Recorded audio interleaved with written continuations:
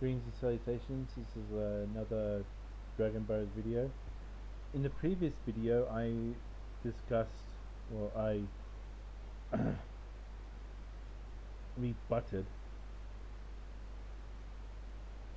Brett Cooper's view on Lego bricks or Lego sets. On this one we're discussing young adult literature. One of the points she made was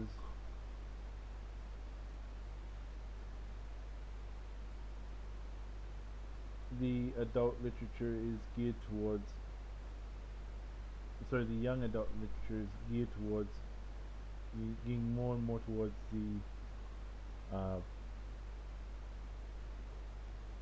the adult side of things. Again, I'd like to know what sort of universe she lives in when when you got parents of teenagers that want to get involved with a educational premise of having to read young adult literature with their children, with their preteen to young adult children. It's easy for someone like this Miss Brett Cooper here that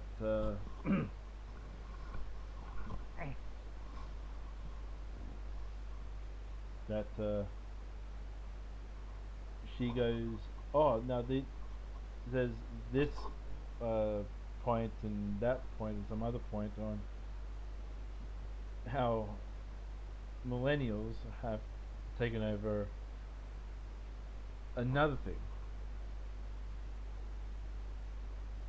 Well, this was like the first point that she made in this video, and the Lego point was made later on in this video. But the Lego point was the first point that I remembered, and now the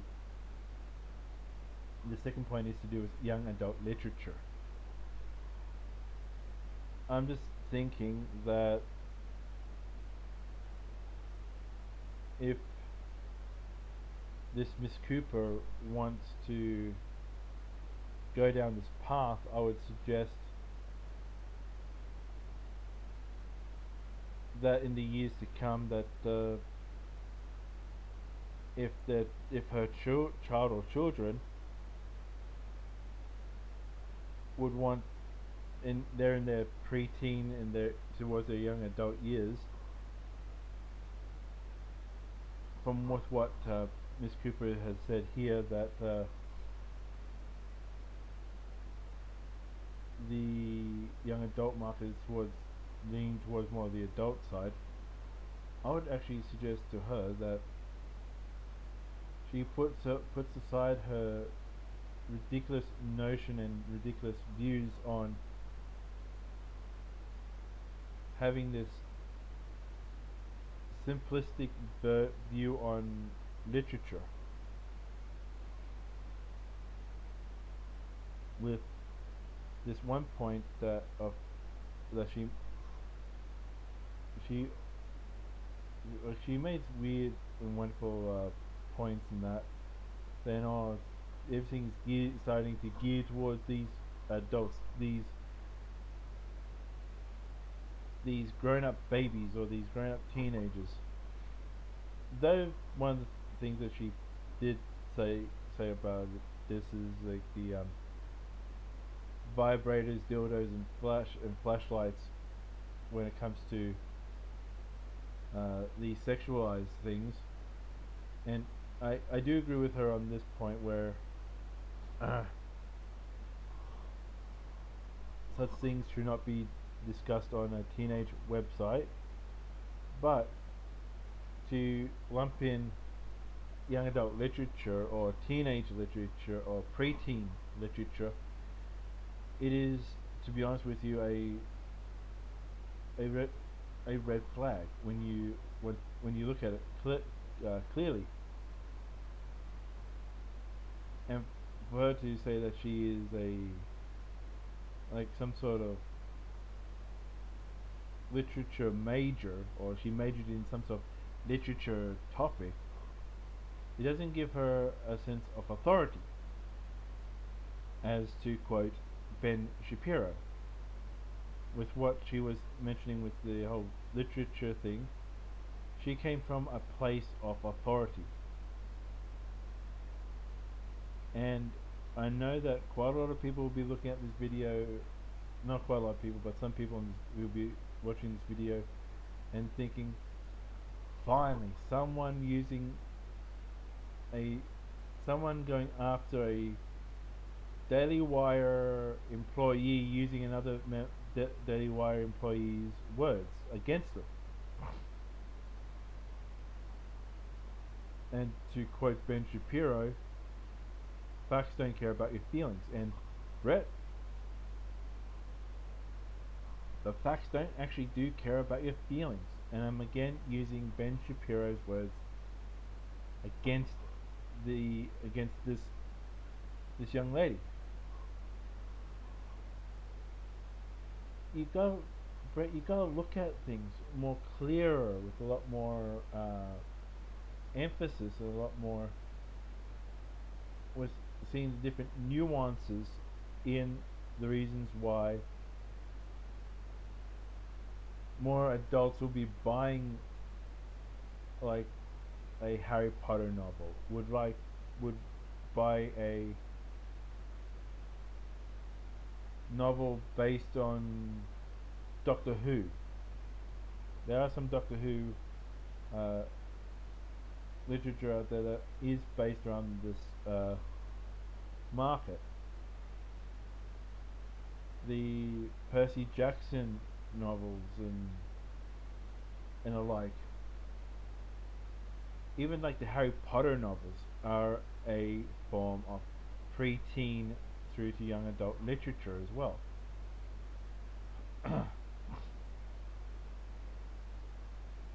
it's, some of it could be based around the fact that these people want to be nostalgic with the literature they read as a youngin. I myself have reread quite a few of my childhood favorites, or my young adult to preteen to even infant books, as to for me to feel the nostalgic nature of my mother or my father sitting with me reading these books, since I am a dyslexic.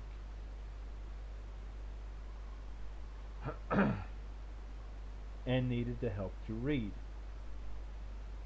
I just find it that you look at some market research and read this read this article, or read some other article, or read this paper or that other paper on young adult literature being more leaning towards the adult demographic. Have you ever considered the fact, and guessing from your attitude in this hot take on millennial videos, or video singular, sorry, is that you think you know it all. You just look at this fact and that fact and some other fact, and drawing a conclusion that is not there. I am speaking from a position of nostalgia, or from a point of view where I did actually need that help. You see, Brett, I am a dyslexic person. Dyslexia is a reading disability. I am, I do have that problem. I am so happy that I got a girlfriend that she can help me read. And I'm also colorblind too in some degree, and she helps me with seeing the colors there.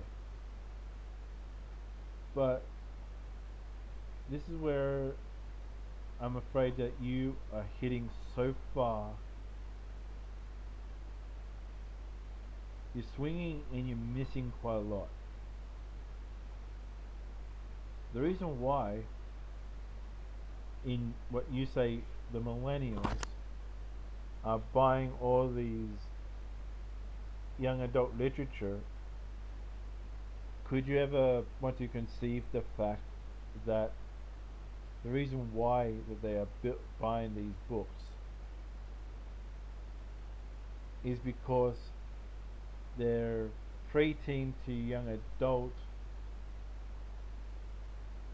who is most probably dyslexic or have like a learning condition,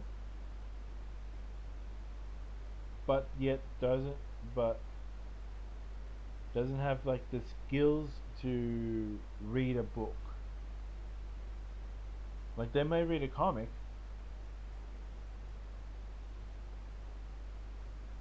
Comics are easier to read than novels or young adult literature or something along those lines, where there's hardly any pictures to illustrate the point.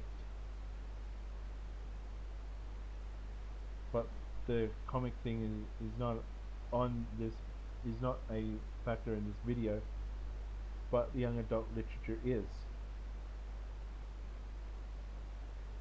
Have you considered the fact that the child may want the book and is humble enough to ask their parents or parental figures to help them to read the book?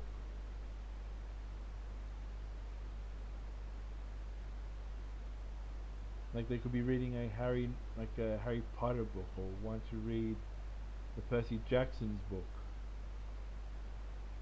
or want to read some other form of literature where it's based around teenage themes, as in growing up, self-identification, and other such themes based around young adult topics.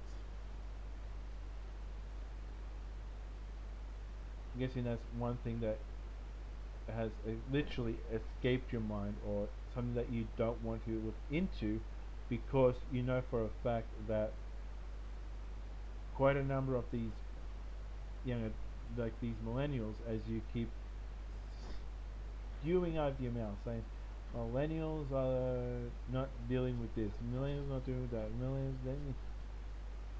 Hearing you say the word millennial in such a negative connotation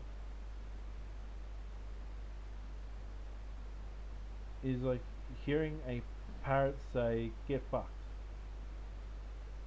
It is annoying, and it is very much something that you are trying to spin where it doesn't. There's no need for the spin to happen.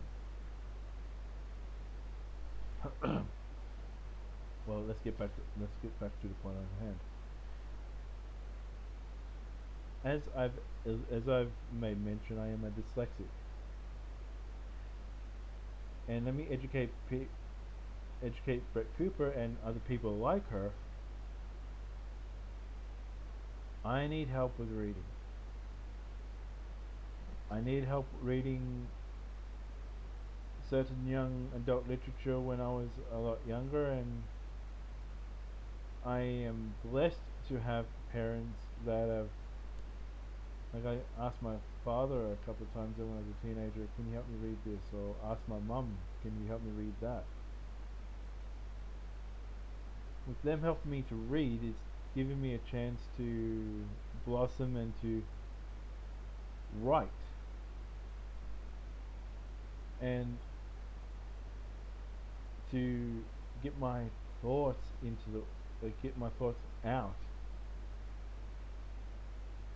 and with them helping me to read those sort of literature,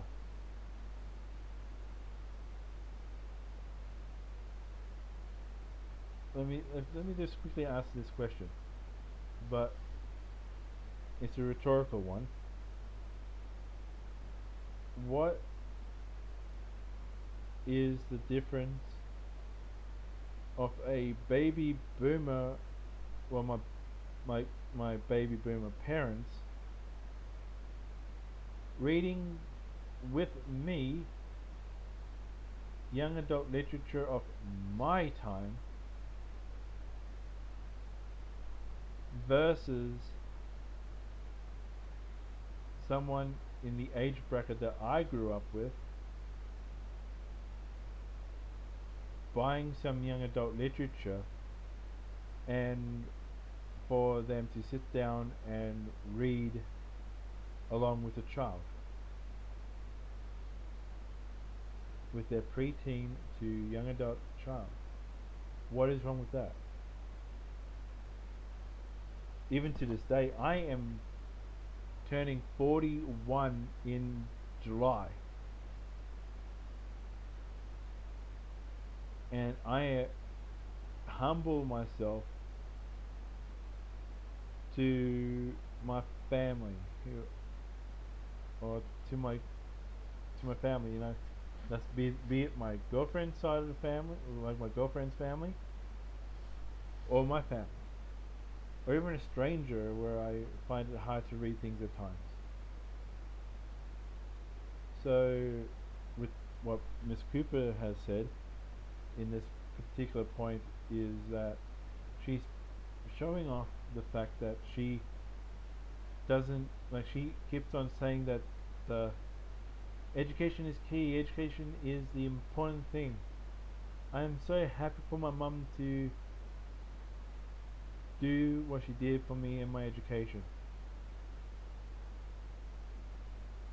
But from the sounds of this video, she is slamming, if not insulting, millennials who are parents who who love to help their children read.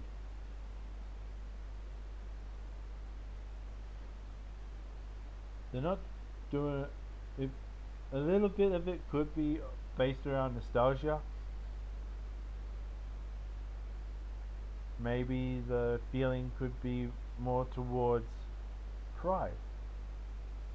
Pride of continuing on a very modern family tradition.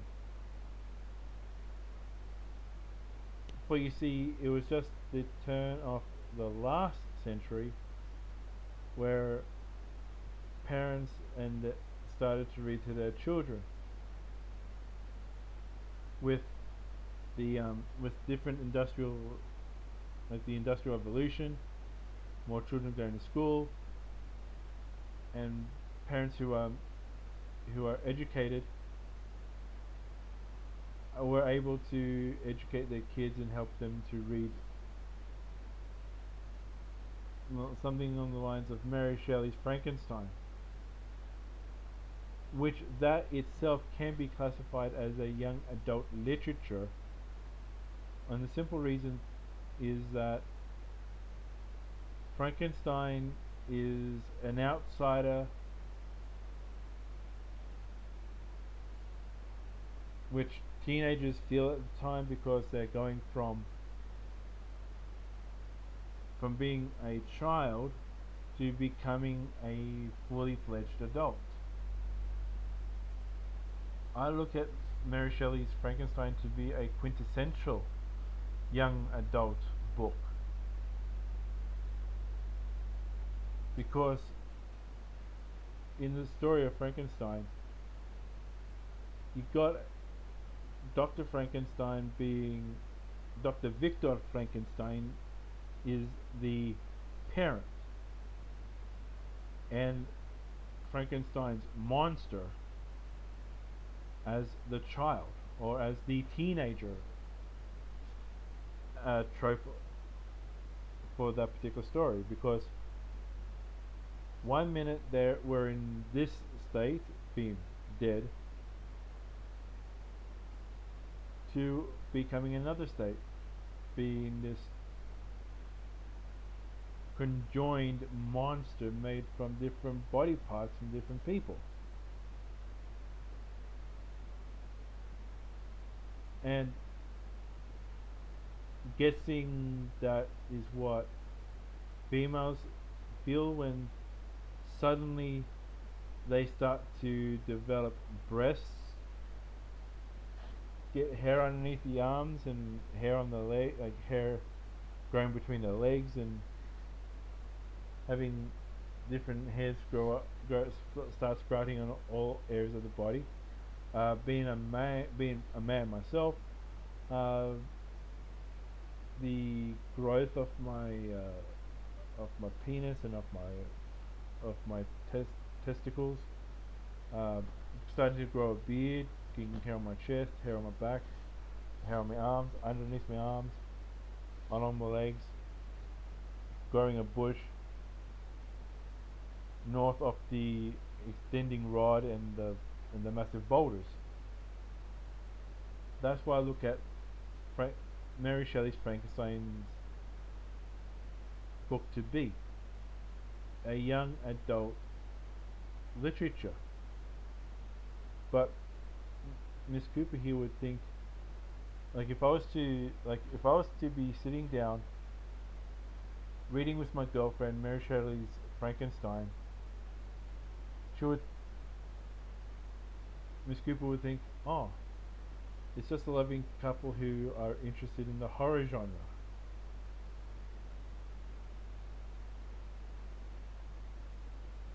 But yeah, you may want to think of it as a horror genre book, but it is actually a piece of young adult literature as well. Even like the tales of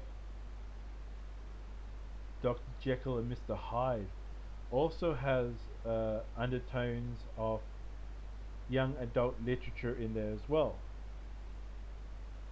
going from a like a controlled member of society, aka a child, to morphing into this uncontrollable, wild barbarian.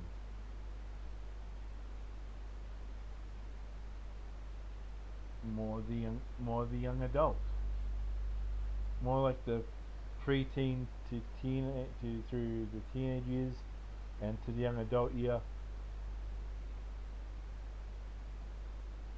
becoming this uncontrollable, wild thing that is full of raging chemicals and hormones going through the system. And that's why I see. And then again, I know Miss Cooper would say, "Oh, if if the millennials read that, they're reading science fiction, science fiction slash horror." Same thing with Mary Shelley's Frankenstein. But yet,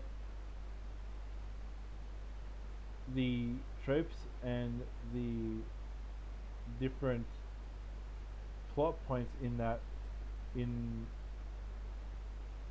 Dr. Jekyll and Mr. Hyde, it does resemble quite a lot to do with being a teenager, growing up,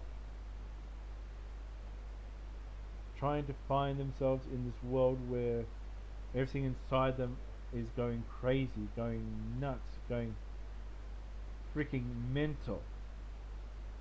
And that's what actually goes on inside preteens. Preteens start to have this, starting to feel everything start to change.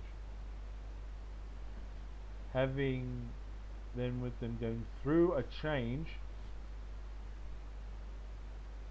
like erratic behaviors and other such things,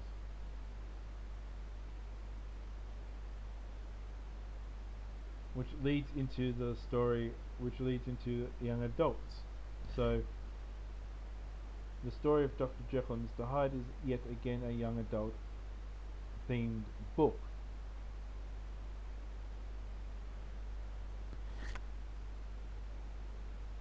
Another one that could actually be classified in that category is Bram Stoker's Frankenstein. Not Bram Stoker's Frankenstein, Bram Stoker's Dracula.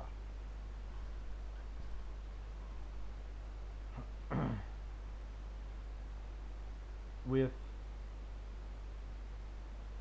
It's not with the actual character Dracula,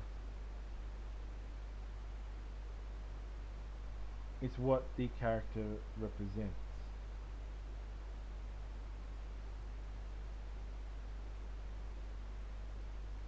A strange, foreboding creature or a stranger. Even through any sorts of, not only just with Bram Stoker's Dracula, but in other forms of vampire themed literature as well. Themed, well, uh, targeted subject. It's to do, you think, oh, this whole becoming, like this whole seeing someone different, seeing that this sophisticated um, debonair character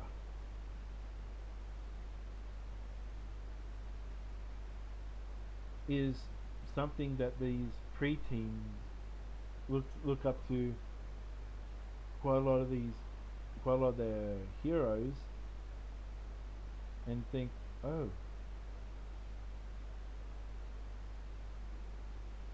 and everyone with gets bitten with this thing called adolescence, and the fear of the adolescence is like is having the fear of being bitten by Dracula, because you have this sense of, like you have the sense where where you have people telling you, oh, you're going to change when you become an adolescent, you will change, and you will not, and you think one thing now, but you won't be thinking that when you become a young adult or a teenager or a preteen. And that's what I see as in the Frankenstein, in the Frankenstein, the vampire genre of books. That can be also be classified as young adult literature, for it's simple. A strange force is going to come and change you, and there's no way you can avoid this change from happening.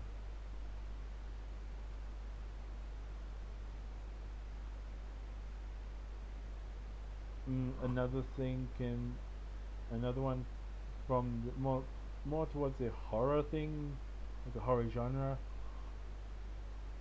is the werewolf written in written in literature.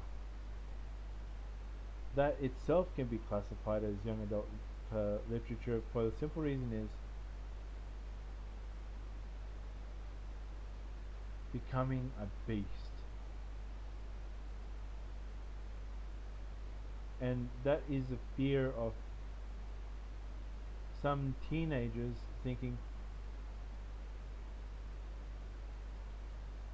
oh shit, my dad told me that he that he and I, well, he that I look like him when he was my age, in the sense of growing this extra hair and becoming taller and stronger than what you are now, is a fear that quite a lot of teenagers have. And again, it brings me back to the like this whole Dr. Jekyll and Mr. Hyde situation. It's the the fear of change, and I've just made note of. Let me see.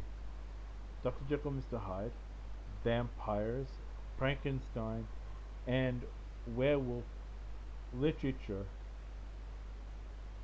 If you look underneath the surface of it all, young, preteen to young adult literature,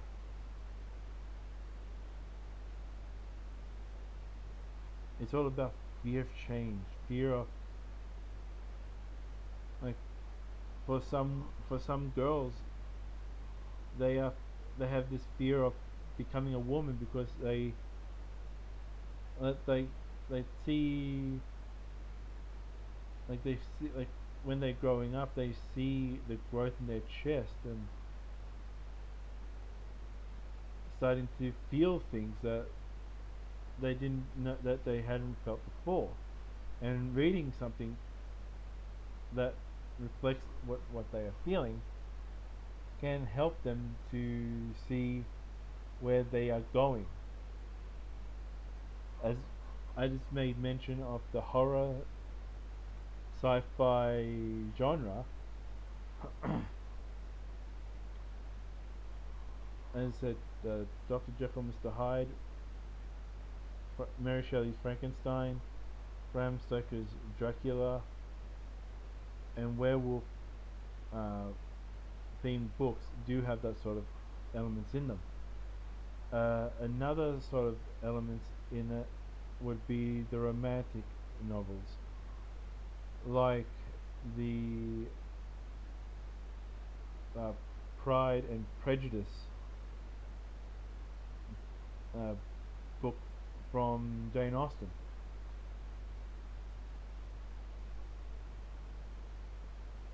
Rebelling against a rebelling against the family, or rebelling against a societal norm,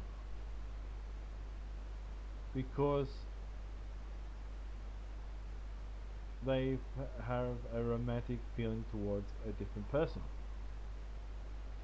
Again, young adult literature. Jane Austen, a lot of that stuff is all has to do with a lot to do with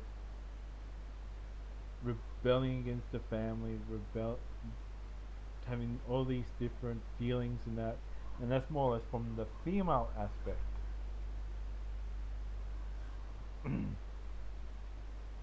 Where these feelings of lust and love and desire come into play. And quite a lot of the time there, especially in Bride and Prejudice, it is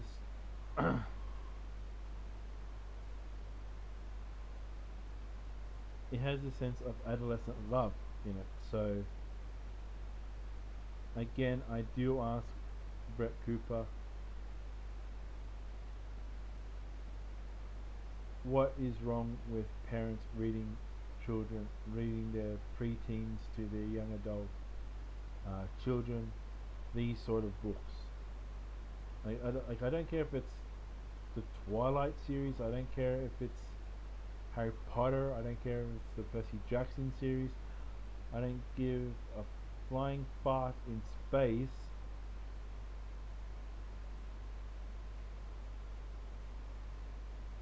if it has to do with My Fault in the Stars.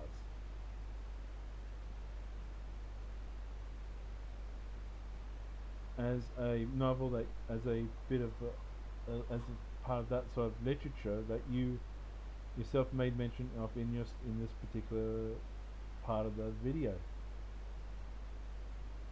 You like you clearly don't want.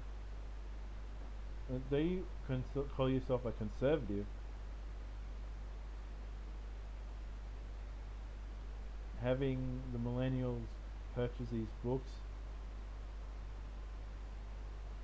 Another thing that uh, there's this other thing that stopped me from buying books was the fear of as I said, the fear of the store knowing that I can't read properly.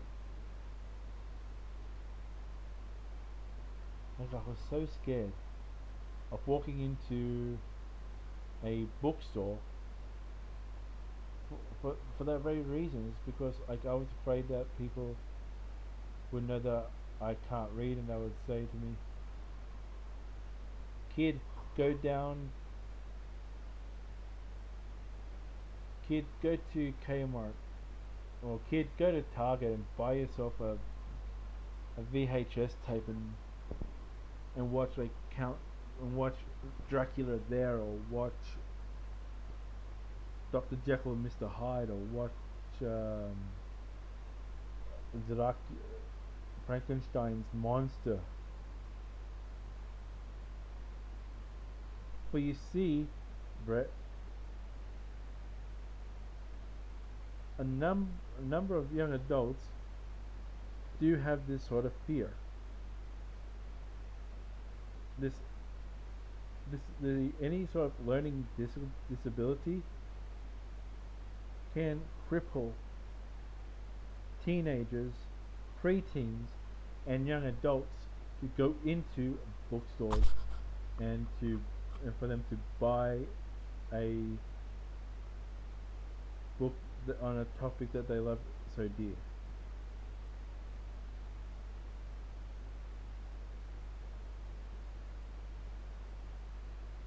It just sounds, when you made that sort of point in that video of yours,